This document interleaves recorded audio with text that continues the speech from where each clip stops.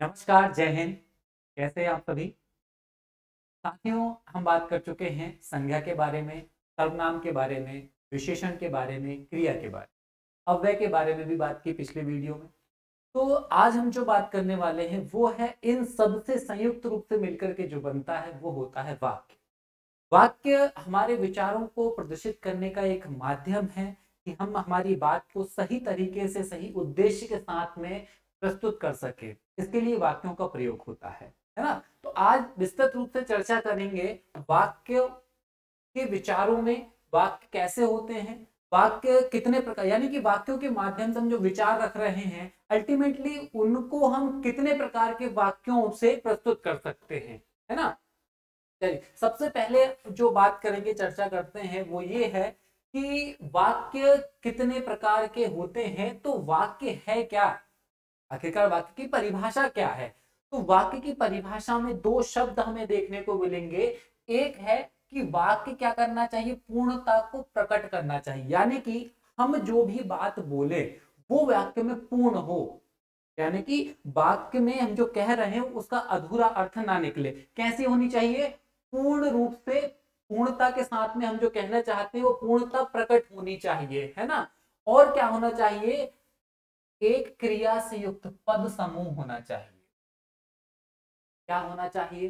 पूर्णता प्रकट करना चाहिए, साथ ही साथ वो एक पदों का समूह होना चाहिए। जब हमने बात की थी पद, पद और शब्द में क्या अंतर है हमने पहले बात कर चुके बहुत अच्छे। पद क्या होता है? जब शब्द स्वतंत्र रूप से लिखा जाता है तो हम उसे शब्द कहते हैं। वही शब्द जब एक वाक्य में प्रयोग होता है तो हम उसे क्या कहने लग जाते हैं? पद कहने लग। तो क्या चीज समझ में आई वाक्य की परिभाषा से? कि एक तो पूर्ण अर्थ प्रकट होना चाहिए, साथ ही साथ क्या होना चाहिए? पद समूह होना चाहिए, है ना। जैसे विजय खेल रहा है, बालिका नाच रही है, अर्थात यहां से विजय खेल रहा है हमें स्पष्ट रूप से क्या दिख रहा है? विजय खेल रहा है, क्रिया भी हमें दिख गई, पदों का हमें क्या समूह भी दिख गया, है ना। और एक निश्चित अर्थ यानी कि पूर्ण रूप से जो अर्थ प्रकट होना चाहिए था वो भी प्रकट हो गया। क्या प्रकट हो गया? कि विजय खेल रहा है ना।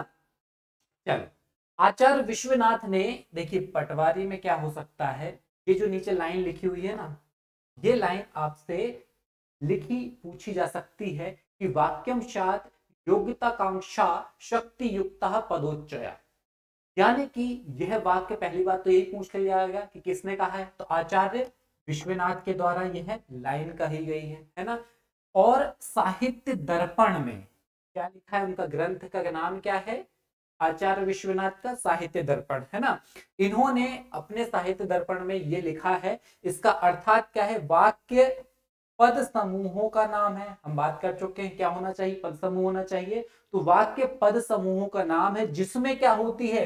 योग्यता होती है, आकांक्षा होती है, आसक्ति यानी कि पास पास होना चाहिए, है ना। ये तीनों गुण होते हैं, उसे हम क्या कहते हैं? वाक्य होते हैं। यानी कि योग्य होना चाहिए, उसके अंदर कोई आकांक्षा दिखनी चाहिए, आसक्ति यानी कि पद पास पास होने चाहिए, और ऐसे देकर हमें गुण मिल जाते हैं, कहते हैं वाक्य। चलिए, क्या क्वेश्चन बना? एक तो आपके इससे क्वेश्चन बन जाएगा, आचार्य विश्वनाथ के ग्रंथ का आपको क्वेश्चन बन जाएगा, वाक्य की परिभाषा संबंधित इस स्लाइड से आपको मिल सकता है। अब बात करते हैं कि जो वाक्य है आखिरकार उस वाक्य के भाग के कौन कौन से भागों से मिलकर वाक्य बनता है। तो वाक्यों भागों से मिलकर वाक्य बनता है। वाक्य के मुख्य रूप से दो भाग हैं, एक तो है उद्देश्य और एक है विधेय। क्वेश्चन बनेगा वाक्य के कितने भाग होते हैं? दो भाग, कौन कौन से? उद्देश्य और विधेय। उद्देश्य जो होता है वो क्या होता है? वाक्य का वह भाग, उद्देश्य वाक्य का वह भाग होता है जिसमें किसी व्यक्ति या वस्तु के बारे में कुछ कहा जाए। दो चीजें याद रखने योग्य। क्या उद्देश्य मतलब क्या? किसके बारे में बात चल रही? उद्देश्य बोलते हैं ना कि आपके बात कहने का उद्देश्य क्या है। तो उद्देश्य क्या है मतलब क्या? वस्तु या व्यक्ति के बारे में कुछ कहा जाए उसे हम क्या कहेंगे? उद्देश्य कहेंगे। इसका मतलब ये हो गया कि वाक्य के अंदर कोई वस्तु आ जाए या कोई व्यक्ति आ जाए, वो क्या होगा? उद्देश्य कहलाएगा। जबकि विधेय मतलब क्या?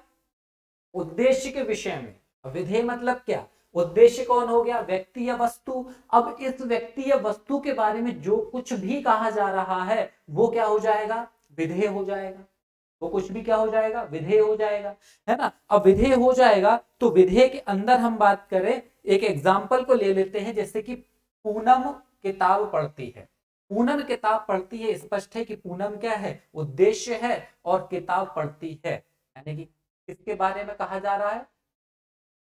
उद्देश्य के बारे में ये विधान बताया जा रहा है कि किताब पढ़ती है। तो पूनम क्या हो गया? आपका उद्देश्य हो गया, और किताब पढ़ती है क्या होगा? आपका विधेय। समझ में आया? वाक्य के भाग दो हैं, कौन कौन से हैं? उद्देश्य और विधेय।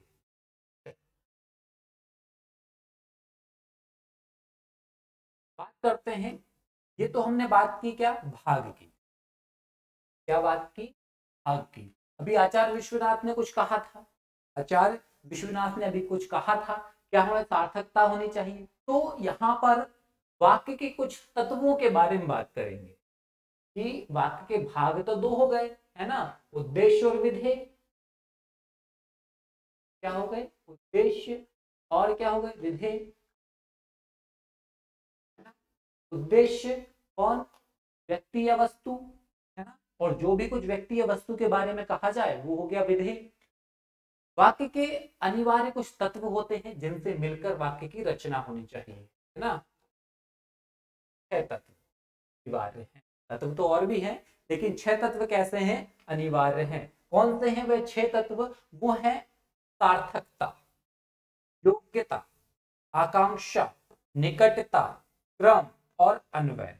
क्या होता है, इसको डिटेल में समझते हैं।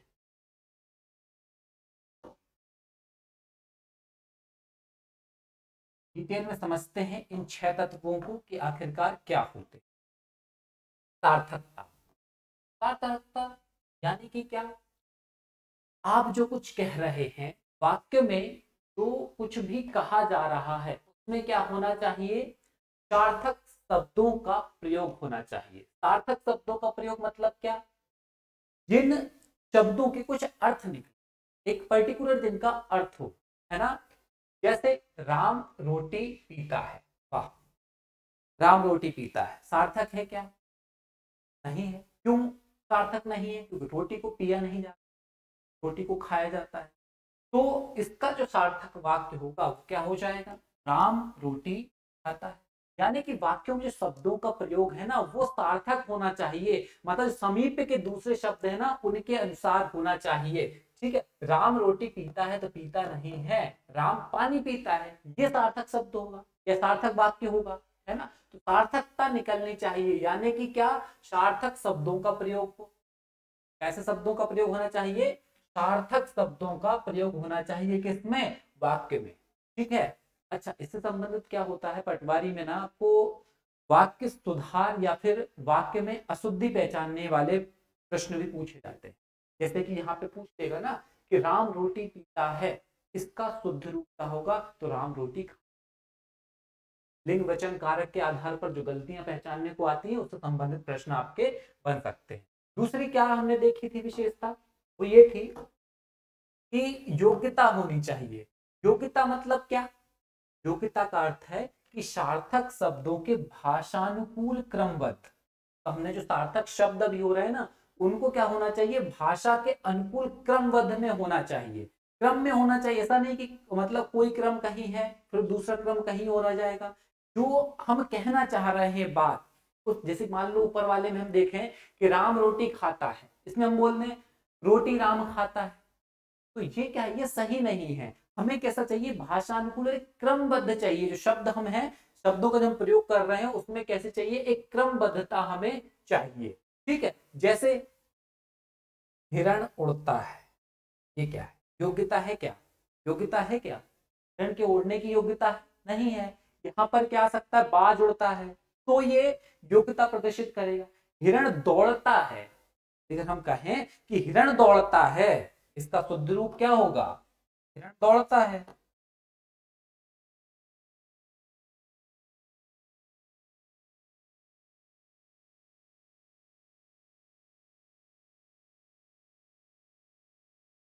समझ में आया क्या हो रहा है? योग्यता, सार्थकता समझ में आई। सार्थकता मतलब क्या? कोई अर्थ जो है पर्टिकुलर उसका भाव विचार होना चाहिए, है ना। वैसे योग्यता में क्या हो रहा है? योग्यता में ये हो रहा है कि जो भी कुछ मैटर चल रहा है, जो भी कुछ वाक्य है, वाक्य के अंदर भावों का बोध होना चाहिए। क्या होना चाहिए? भावों का भी बोध होना चाहिए। तो भावों का बोध कराने वाले जो शब्द होते हैं वो कैसे योग्यता पूरक शब्द होते हैं। हिरण उड़ता है, हिरण की योग्यता नहीं दर्शाता, बाज की योग्यता दर्शाता या पक्षी की योग्यता दर्शाता है। ठीक है, तो ये हो गया योग्यता, अनिवार्य तत्व दूसरा ना। चलिए तीसरे की बात करते हैं, वो है आकांक्षा। अब आकांक्षा क्या है? आकांक्षा का बेसिकली अर्थ क्या होता है? इच्छा ना। अब यदि अगर एक पद को सुनने के बाद दूसरे पद को जानने की क्या हो? इच्छा हो। एक पद को जानने के बाद हमें क्या दूसरे पद के जानने की इच्छा हो, ऐसी इच्छा क्या, यदि अगर मान लो वाक्य में आकांक्षा शेष रह जाए तो हम क्या बोलेंगे? राम खाता है, राम खाता है। ये क्या वाक्य हो गया? राम खाता है, हमारी इच्छा ये जानने की है कि राम क्या खाता है। अब यदि अगर हमारी इच्छा पूर्ण नहीं हो रही है, आकांक्षा पूर्ण नहीं हो रही है, तो क्या हो गया? वो वाक्य कैसा मान लिया जाएगा? अधूरा वाक्य मान। क्योंकि उससे क्या है, हम जो कहना चाह रहे हैं उसके पूर्ण अभिव्यक्ति, यानी हम जो कहना चाह रहे हैं हमारा पूर्ण रूप से जो विचार है वो हम नहीं रख पा रहे हैं, है ना। यदि कहा जाए,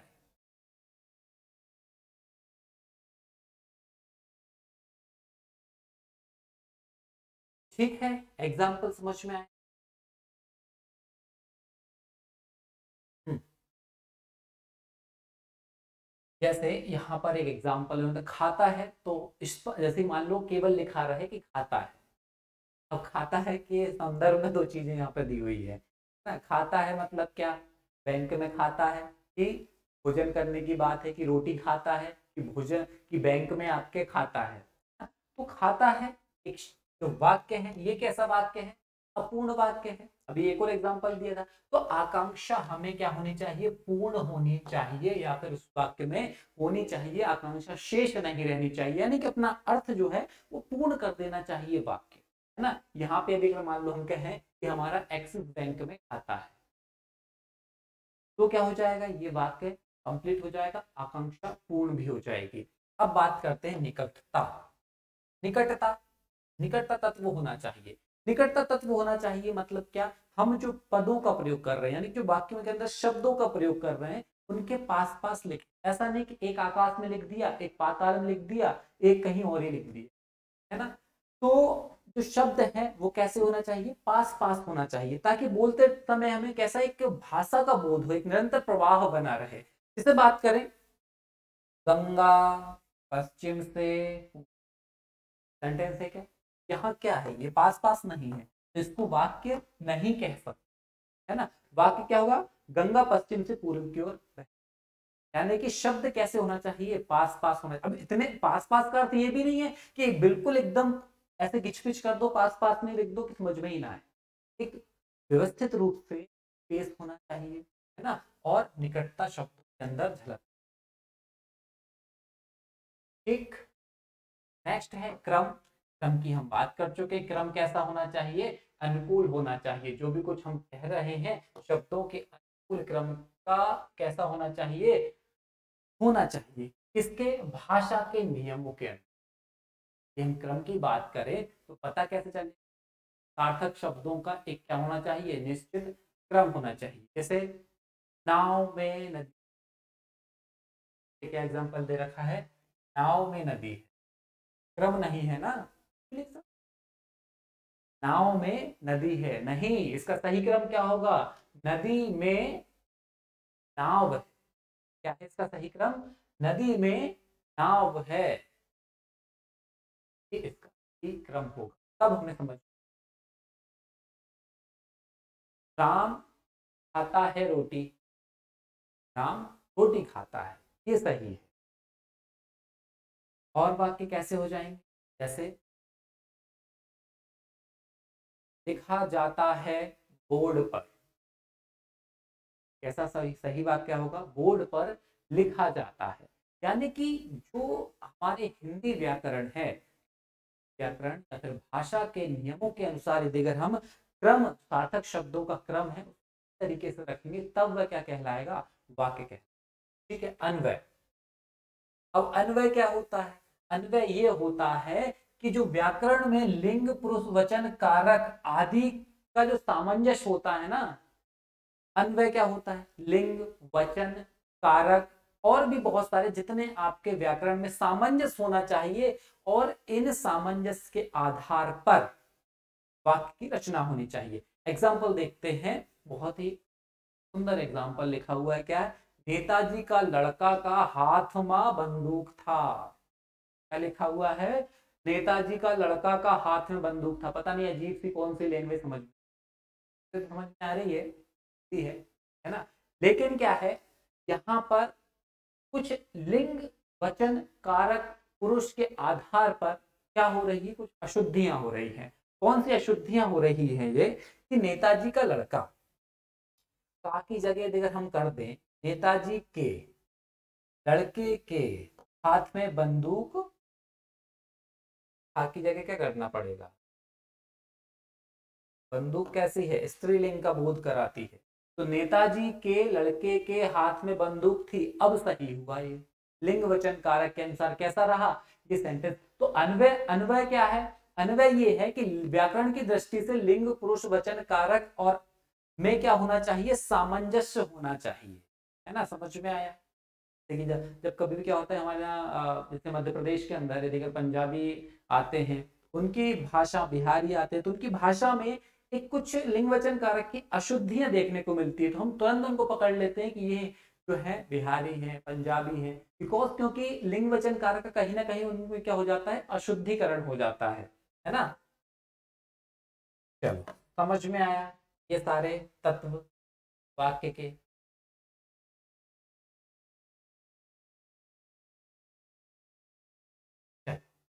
अभी तो सर आपने बताया कि वाक्य के जो भेद हैं, अब बात करेंगे वाक्य के भेदों की और वाक्य के भेद रचना के आधार की। कि वाक्य की जो रचना होगी ना, उस रचना यानी बनावट के आधार पर वाक्य कितने प्रकार के, बनावट के आधार पर या रचना के आधार पर वाक्य कितने प्रकार के, 3 प्रकार के। याद रख लेना, एग्जाम में क्वेश्चन पूछा जा सकता है ना।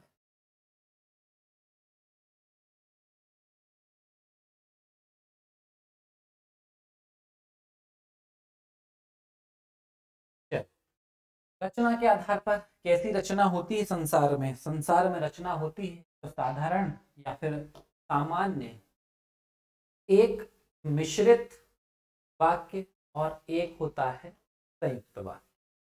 3 प्रकार के वाक्यों की रचना है, एक है साधारण या सरल वाक्य, एक है मिश्रित वाक्य और एक है संयुक्त वाक्य।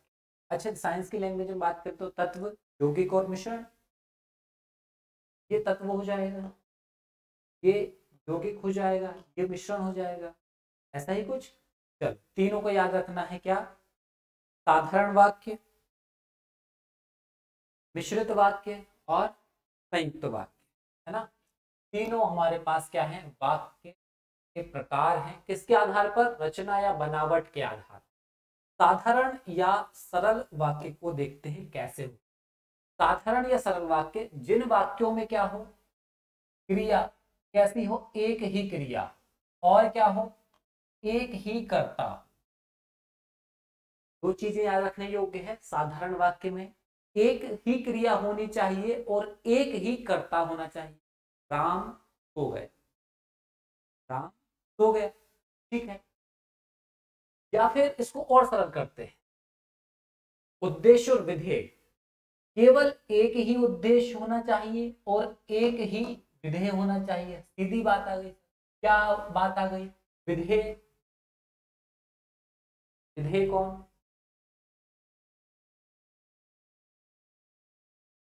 और उद्देश्य कौन होता है, जिसके बारे में कहा जाए, जो कुछ भी कहा जाए वो क्या होती है, आपका विधेय कहला जाता है ना। साधारण वाक्य एग्जाम्पल ये जरूर इनकी जो जितने प्रकार का लिखा हुआ है याद जरूर रखना, क्योंकि सीधा सीधा ऐसा ही क्वेश्चन पूछा जा सकता है कि जिन वाक्यों में केवल एक ही उद्देश्य और एक ही विधेय होता है, कैसे वाक्य होते हैं?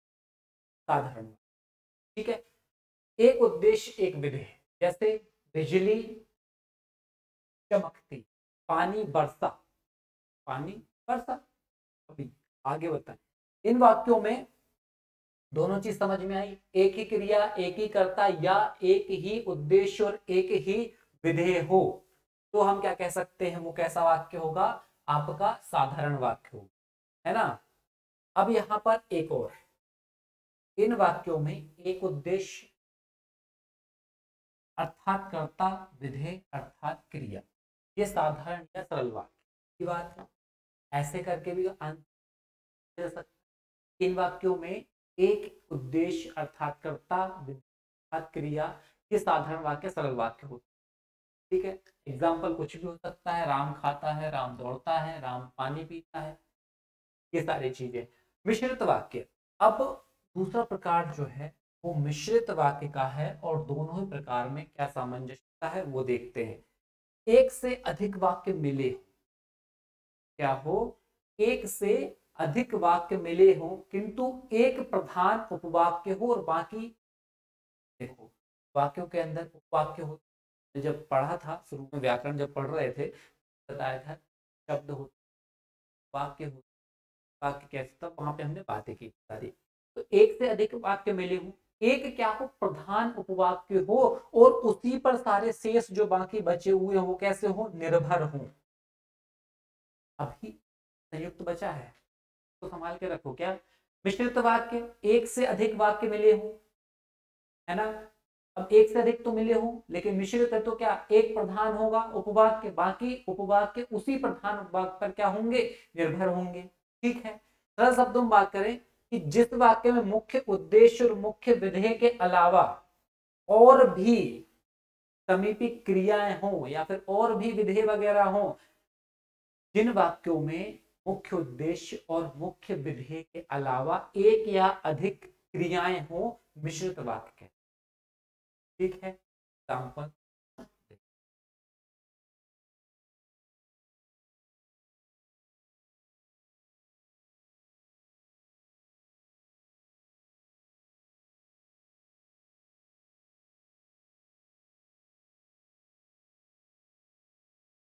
एग्जाम्पल मिश्रित वाक्य का क्या होगा? क्या होनी चाहिए? एक मुख्य होना चाहिए, दूसरी हमारे पास क्या होना चाहिए? एक उपवाक्य होना चाहिए। राम दौड़ा, इसलिए उसे विजेता घोषित। अब इसमें और भी कर सकते हैं, राम सबसे तेज दौड़ा, इसलिए टीचर ने उसे विजेता घोषित। ठीक है, क्रियाएं हो रही है विजेता घोषणा करने की। इस पर नहीं है, राम तेज दौड़ा, राम तेज दौड़ा, इसलिए टीचर ने या फिर उसे शिक्षक ने विजेता घोषित किया ना। परीक्षक ने विजेता घोषित किया, एक उपवाक्य, एक उपवाक्य राम तेज। तो राम तेज दौड़ा, इसलिए टीचर ने परीक्षक को विजेता घोषित किया। ये जो विजेता घोषित करने वाला वाक्य है, किस पर निर्भर है? राम तेज। संयुक्त वाक्य, अब संयुक्त वाक्य, जिस वाक्य में दो या दो से अधिक उपवाक्य तो मिले ही सही, है ना, दो या दो से उपवाक्य तो मिले ही सही, परंतु सभी वाक्य कैसे हो? प्रधान हो। समझ में आ रहा है तीन के मध्य अंतर? मिश्रित में क्या हो रहा था? एक उपवाक्य था और बाकी के जो उपवाक्य थे वो कैसे थे? उस पर निर्भर थे। पर संयुक्त में क्या है? संयुक्त में एक से अधिक उपवाक्य तो होना ही चाहिए, और दोनों ही कैसे हो? प्रमुख। ठीक है, ऐसे वाक्य को हम क्या कहते हैं? संयुक्त वाक्य कहते हैं। दूसरे शब्दों में भी क्वेश्चन पूछा, क्या पूछा है? जिन वाक्यों में दो या दो से अधिक सरल वाक्य योजकों, योजकों क्या होता है? योजक वे होते हैं, वे शब्द होते हैं जो दो या दो से अधिक वाक्यों को क्या करने, या वाक्यों को जोड़ दे। और एवं, तथा, या, अथवा, इसलिए, ये, फिर, किंतु, परंतु, या ये देखने को उन्हें क्या कहते हैं? संयुक्त वाक्य। क्या? दो या दो से अधिक सरल वाक्य योजकों और एवं, तथा, या, अथवा, इसलिए, अतः, फिर, तो, नहीं, किंतु, परंतु, लेकिन, पर आदि, इनसे बहुत सारे शब्द हैं। संयुक्त वाक्य हम उन्हें कहते हैं। ठीक है, क्या सीधा याद रखो, यदि वाक्य संयोजकों का प्रयोग कहीं पर हो रहा है, वाक्य संयोजकों का प्रयोग कहीं पर हो रहा है तो संयुक्त वाक्य कहलाएंगे। ठीक है, जिन वाक्यों में साधारण अथवा मिश्र वाक्यों का मेल हो, ये भी हो सकता है संयुक्त वाक्य, साधारण वाक्य भी आ जाए और मिश्र वाक्य भी आ जाए, ऐसे वाक्य कैसे हो जाएंगे, संयुक्त वाक्य हो जाएंगे। जैसे वह सुबह गया और आ गया, और आ गया, लौट आया। क्वेश्चन बनेगा, दिया गया वाक्य किस प्रकार का वाक्य है, कौन सा, वह सुबह गया और शाम को लौट आया, सुबह गया और शाम को लौट आया, और का इस्तेमाल हो गया। प्रिय बोलो पर असत्य नहीं, प्रिय बोलो पर असत्य नहीं, दोनों ही प्रधान है, प्रिय बोलो और असत्य नहीं। पर संयोजक, उसने बहुत परिश्रम किया किंतु, किंतु क्या आ गया यहाँ पर, संयोजक आ गया। ये भी कैसा हो गया हमारा, संयुक्त वाक्य हो। ठीक है, अभी हमने क्या क्या बात की, तीन प्रकार के हमारे जो वाक्य हुए वो किसके आधार पर हुए, रचना या बनावट के आधार, है ना, रचना या बनावट के आधार पर प्रकार के चर्चा की। अब बात करते हैं अर्थ के आधार पर प्रकार के होते हैं, बनेगा क्या ना है, 8 प्रकार, क्या ना है, अर्थ के आधार पर वाक्यों के 8 8। ठीक है, कौन कौन से 8 होते हैं, सरल वाक्य होता है, निषेधात्मक वाक्य होता है, प्रश्नवाचक, आज्ञावाचक, वाचक, विषयादि बोधक और विधानवाचक और इच्छावाचक। इनको ज्यादा समझने की आवश्यकता है नहीं, क्योंकि यदि जिन्होंने व्याख्या को, इनके अर्थ को समझना है, वही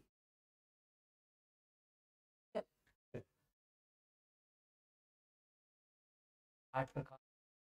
सरल वाक्य, सरल वाक्य क्या, जिसमें कोई बात साधारण ढंग से कही जाए, सिंपल सिंपल कह दो, साधारण ढंग से कह दो, सरल वाक्य, यानी कि समझ में आ जाए, किसी भी व्यक्ति को आप ऐसी बात बोल दो, किसी भी व्यक्ति को समझ में आ जाए, साधारण ढंग से प्रस्तुत कर।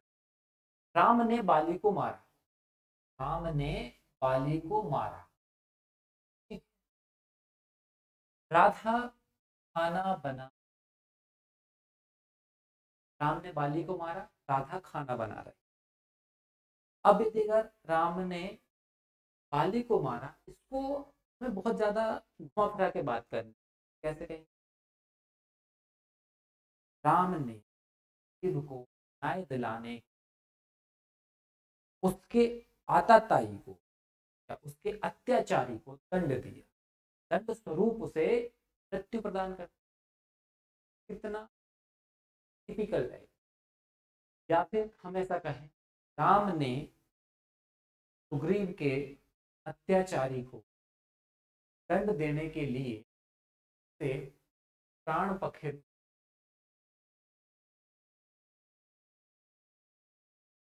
अच्छा व्यक्ति हो, प्राण पखेरु तब नहीं, सिंपल हमने बात कह दी वाक्य में, राम ने बाली को मारा, तो राम ने बाली को मारा यानी कि मार दी, खत्म, डेड। राधा खाना बना रही, अब राधा खाना बना रही है को बहुत ज्यादा टिपिकल वे में बोलो तो क्या बोलेंगे, राधा शरीर को पोषित करने वाले विभिन्न पोषक पदार्थों का संयोजित स्वादिष्ट संयोजन बना करके एक स्वादिष्ट खाद्य पदार्थ में, समझ में आया तो नहीं आया, राधा खाना बना रही, वाक्य कठिन वाक्य है। पहला अर्थ के आधार पर हो गया, दूसरा देखते हैं निषेधात्मक। निषेधात्मक मतलब क्या, किसी निषेध का अर्थ ही होता है मना करना या ना होना, या किसी कार्य का ना होना।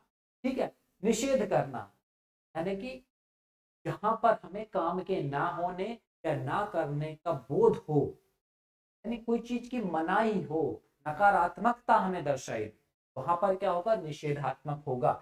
आज वर्षा नहीं होगी, मैं आज घर नहीं, मैं आज जाऊंगा। अगर हम इसको क्या करें, निषेधात्मक परिवर्तित करें तो क्या हो जाए, मैं आज घर नहीं जाऊंगा। निषेध हो रहा है, जहां किसी बात का निषेध हो जाए वहां पर निषेधात्मक। अब बात करते हैं प्रश्नवाचक। प्रश्नवाचक वाक्य तो आप बहुत अच्छे तरीके से परिचित ही होंगे, क्योंकि प्रश्नों के उत्तर ही तो आपको देना है।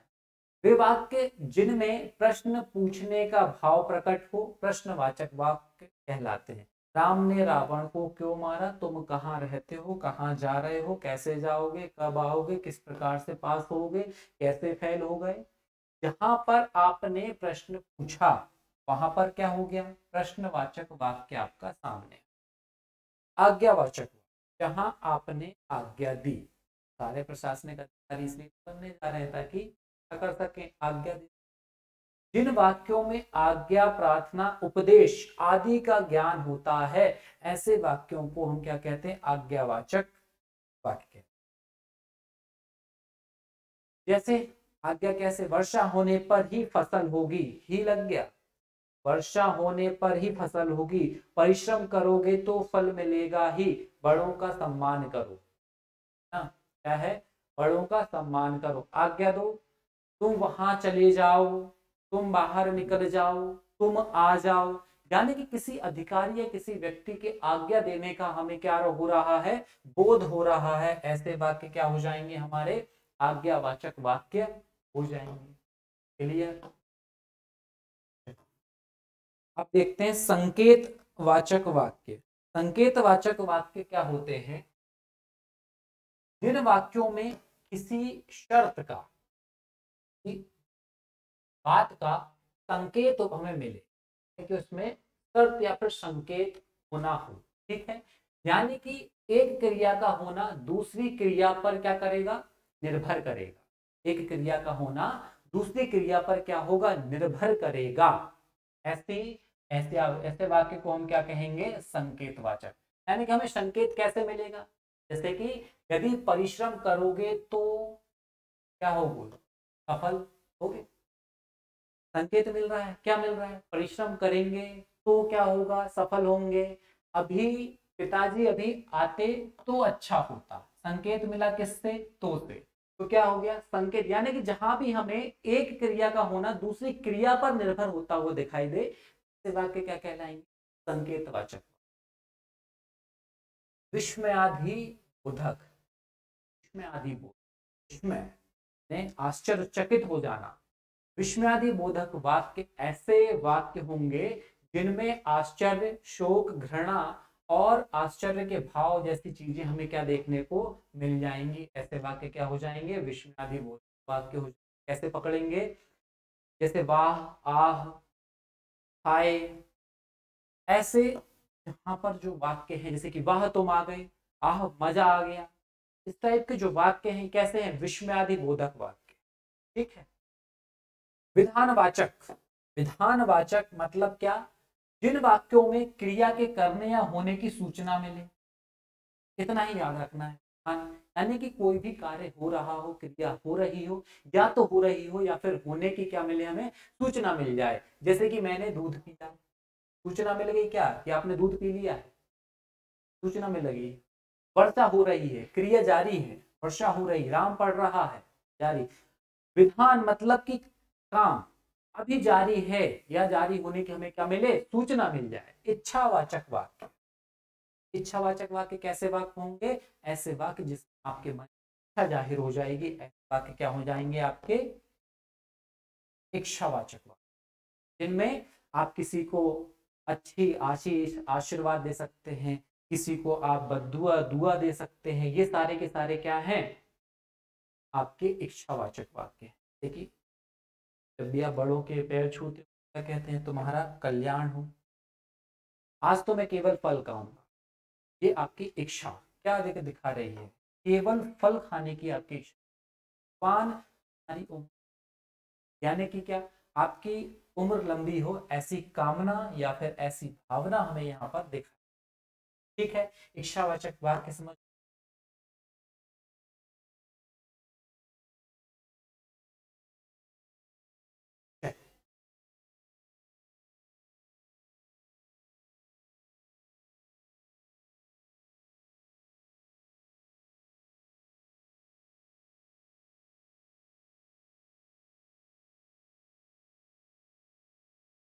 वाक्य संरचना, वाक्य संरचना कैसे हो, ताकि शुद्ध वाक्य संरचना हो, जिससे क्या हो, आपके व्यवहार, आपके विचार, आपकी मन की इच्छाएं सही तरीके से क्या हो सके, प्रकट हो सके।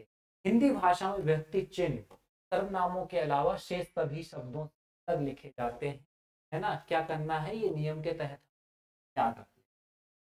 शुद्ध वाक्य रचना के नियम क्या है, विभक्ति चिन्ह सर्वनामों के अलावा शेष सभी शब्दों अलग लिखे जाते हैं। जैसे मोहन ने पुत्र को कहा, श्याम को रुपए दे दो।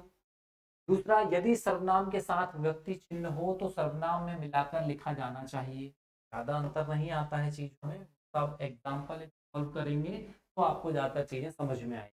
सर्वनाम के साथ क्या हो, व्यक्ति चिन्ह हो तो उसे सर्वनाम से मिलाकर लिखा जाना चाहिए। बहुत सारे ऑब्जेक्टिव टाइप क्वेश्चन सॉल्व करेंगे में, है। हमने, उसने, मुझसे, आपको, तुमसे, हमको, उसको, किससे, ये सब आपको क्या करना, याद कर लेना है। क्या है ये चीज, आगे आपको ज्यादा समझ ना। तीसरा जो आपका नियम है वो क्या कहता है, ये कहता है कि सर्वनाम के साथ दो विभक्ति चिन्ह होने पर पहला विभक्ति चिन्ह सर्वनाम में मिलाकर लिखा जाएगा और दूसरा अलग लिखा। अब इनको आप छोड़ भी देंगे पटवारी के एग्जाम से, काम चल जाएगा। बस इनका काम इतना है, जो अशुद्धि के आधार पर आप वाक्य को पकड़ेंगे वो आपको आना है कि लिंग, वचन और कारक का सही प्रकार से क्या होना चाहिए, प्रयोग होना चाहिए वाक्य के। जब अशुद्धि वाक्य शुद्धि आप पकड़ेंगे तो, क्योंकि इनको नियम के अनुसार यदि अगर आप याद रखेंगे तो थोड़ा कंफ्यूजन वाला पॉइंट देखने को, ठीक है। चाहे तो आप इनको पढ़ करके याद रख सकते, लेकिन ये तभी समझ में आएंगे जब आप एग्जाम्पल सॉल्व करें, ठीक है। तो आप स्क्रीनशॉट ले सकते हैं, ये एडिशनल है आपके लिए, लोगों के अंदर अधिक जानने की इच्छा है उन लोगों के लिए। बाकी ऑब्जेक्टिव टाइप क्वेश्चंस में पूरी प्रैक्टिस कराई, हाँ, ठीक है।